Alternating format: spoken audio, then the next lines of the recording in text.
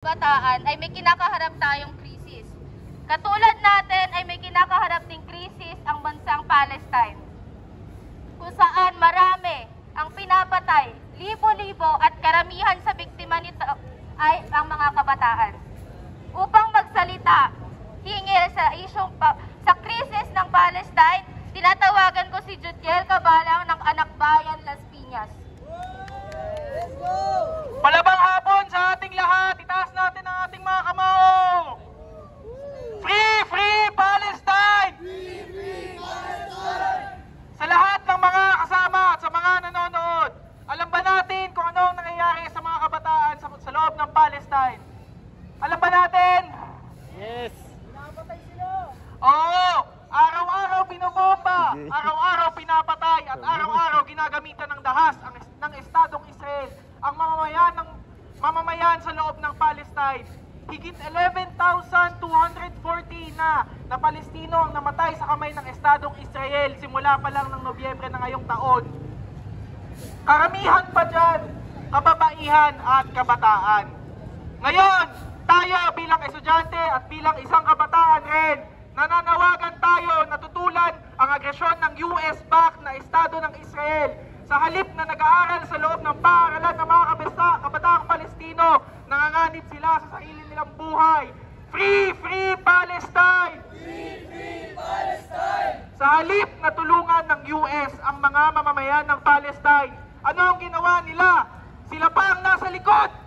Umabot sa higit $150 billion na pondo ang inilaan ng US sa Israel para sa patuloy na paggipit sa mga Palestino para sa pansarili nilang interes na kumuha ng langis. Sa Pilipinas, silang mga kapitalista at mga imperialista rin ang nasa likod ng bulok na sistemang edukasyon, ang paggipit sa mga progresibong leader estudyante at mga aktivista at pag-repress sa academic freedom ng mga kabataan. Kaya ngayon, International Students Day, naririto tayong mga kabataan para makiisa at ipaglaban ang pandaigdigang krisis ng edukasyon. Free! Free Palestine! Free! Free Palestine! US imperialist! #1 terrorist! Yun lang po mga kasama. From the river to the sea! Palestine will be free! From the river to the sea! Palestine will be free! Free! Free Palestine! Free! Free Palestine!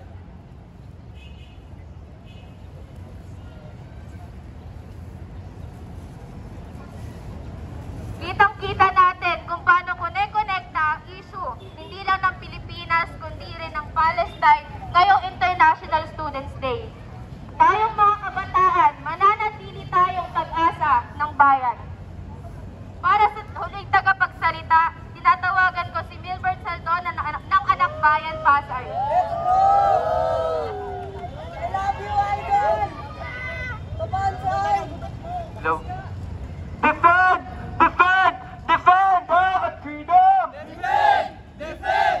Defend our freedom! Karapatan ng mamamayan! Ibang laban! Edukasyon! Edukasyon! Karapatan ng mamamayan! Isang mapulang pagbati ang pinapaabot ng Anak Bayan Pasay sa mga kabataang Pilipino ngayong pandaigdigang araw ng mga estudyante. Kanina, narinig natin ang mga kabataan mula sa iba't ibang mga paaralan at organisasyon patungkol sa kanilang mga hinaing at partikular na kalagayan sa kasalukuyang sitwasyon ng ating sistemang pang-edukasyon. Mula sa tuloy-tuloy na pagratsada ng mandatory ROTC, sunod-sunod na pagkaltas sa budget sa mga state university and colleges at city divisions, pagpapatupad ng mga polisiya upang hayaan ang mga malalaking burgesya na magtaas ng matrikula hanggang sa sunod-sunod na pagtapak sa karapatan ng mga kabataan upang makapag-aral ng walang pagsasamantala. Ang lahat ng ito, mga kasama, ay malinaw na refleksyon ng isang bulok na sistemang panlipunan na nais magpanatili ng patuloy na kabulukan nito. Kaya itatanong ko sa inyo ngayon, tunay nga bang natatamasa natin ng isang maayos, aksesable at makamasang edukasyon? Hindi! Hindi, di ba? Para lang sa mayaman! Tama. So ayun mga kasama, ayon sa datos, sa 10 kabataan na pumapasok ng elementarya, 7 lamang dito ang nakakapasok ng high schools. At sa 7 na yon, 3 lamang ang nakakatungtong ng kolehiyo. Sa itsura, mga kasama, sinasabi ng Estado, kung wala kang pera o sapat na makinarya, wala kang karapatang mag-aral. Kung wala kang maayos na pangkabuhayan upang sustentuhan ng iyong pangangailangan dahil sa tuloy-tuloy na pagtaas ng mga bilihin at kawalan ng aumento sa sahod, magtrabaho ka na lang daw at magsilbi sa mga dayuhang kapitalista. Tama ba yun, mga kasama? Hindi! Dahil napakalaking pagtapak nito sa karapatan ng mga kabataan na dapat ang iniisip lang natin ay ang kalayaan natin upang matamasa ang ating karapatan sa edukasyon.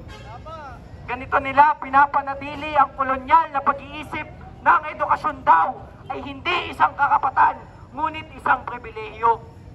Ginagawang negosyo at kalakal ang ating mga mag-aaral na kahit kailan hindi ito deserve ng ating mga kabataan dahil pinapakita lamang nito na walang tunay na pagpapahalaga ang Estado sa karapatan sa edukasyon ng mga kabataan, pati na sa kalayaang pang-akademiko. Hindi ito deserve ng ating mga kabataan, kaya't kailangan nating kumawala sa ganitong sistema at patuloy na lumaban para sa ating karapatan. Dahil walang ibang hangad at walang ibang hahangarin ang Estado na magsilbi para sa kanyang mga mag-aaral.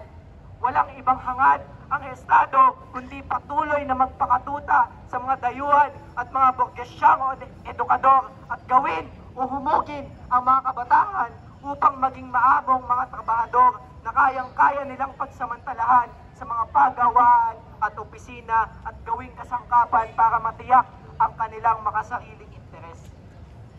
Ngayong pandaigdigang araw ng mga estudyante, pinapaalala lamang sa atin ito ang napakalaking hamon sa ating mga kabataan na patuloy na sumanib sa masang anak pawis upang pumanday ng isang lipunan talagang magsisilbi sa kanyang mamamayan, na buwagin ang kasalukuyang sistemang mapagsamantala na pinapanatili ng mga dayuhang imperialista, burokratang kapitalista na silang nagiging ugat ng lubos-lubos na pagsasamantala, hindi lamang sa mga kabataang estudyante, kundi pati na rin sa mas malawak na hanay ng mamamayan.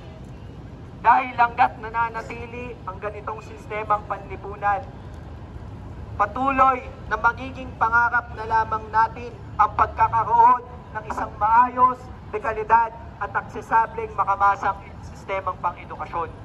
Edukasyon na siyang magsisilbi sa aktwal na pangangailangan ng mga estudyante at hindi mapagsamantalang buwad ng mga polisiya upang mahusay natin itong magamit ang ating mga lakas at talino upang magsilbi sa mamamayan. Sa patuloy na lumulubhang krisis sa edukasyon at sa ekonomiya, patuloy na tutugon sa hamon ng panahon ang mga kabataang Pilipino upang makamit ang lipunan na malaya at malayo sa lahat ng opresyon. Kaya muli mga kasama, upang pangwakas, patuloy tayong makibaka para sa ating karapatan sa edukasyon at kalayaang pang-akademiko hanggang sa kagganap na tagumpay. Mga kasama, defend! Defend! Defend our freedom! Defend! Defend! Defend our freedom! Edukasyon! Edukasyon! Yan lamang po, maraming salamat.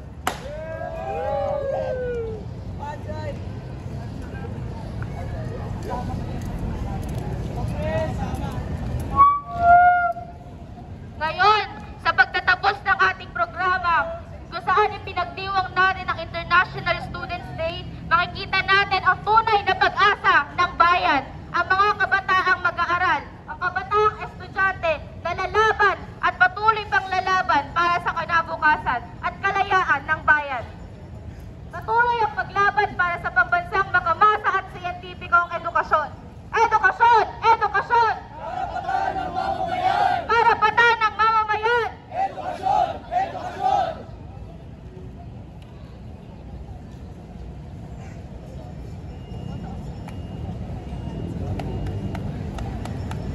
Magsinsin na po ng hanay, magsisimula na po ang marcha.